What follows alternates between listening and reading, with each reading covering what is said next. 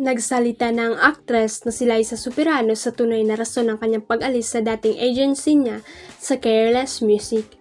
3 buwan matapos ang kanyang pag-alis sa naturang music label ay hinayag na ng aktres na grateful siya sa dating management dahil malaking tulong ito sa paghanap niya ng kanyang boses bilang babae sa entertainment industry.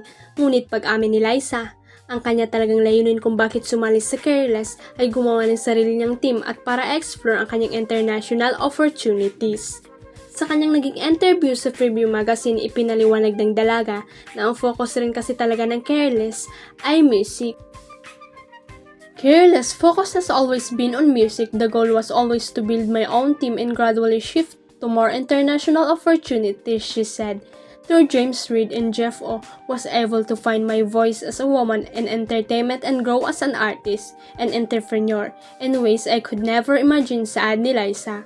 Sa ngayon ay ang focus pa rin ng dalaga ay ang gumawa ng kanyang pangalan sa Hollywood. It can be a lot of work managing all of that, but it's honestly very liberating knowing that I'm capable of all of it, she said. I don't really think about rejection. I've been in this industry long enough to understand how things work. I rediscover how smart, frank, and brave I could be when I let myself. Pagbabahagi ni Liza, inamin rin niya na madalas siyang nakaka-receive ng offer ng Filipino characters with very stereotypical arcs. Pero pinapaalala sa kanya ng kanyang agency na maging patient dahil darating ang tamang proyekto para sa kanya.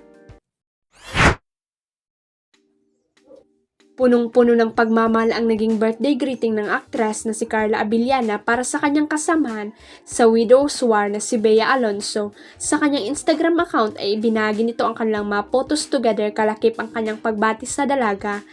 To one of the most beautiful souls I have ever met, happy birthday Bea, you are so special, you are blessed and you are so loved, saad ni Carla. Pagpapatuloy niya, I hope that on your special day you were able to feel all that, plus 4 because you deserve nothing but life's absolute best, love you. Marami rin naman sa mga netizen ang nagpaabot ng kanilang pagbati para kay Bea na mababasa sa comment section ng post ni Carla. Bestie, happy birthday po Miss Bea Alonzo, God bless, saad ng isang netizen.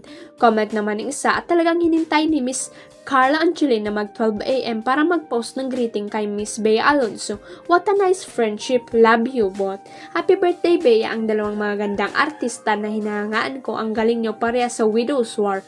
Always watching, sabi naman ng isa. Huwag kalimutang i-click ang subscribe button at i-ring ang notification bell para sa latest at legit chika updates.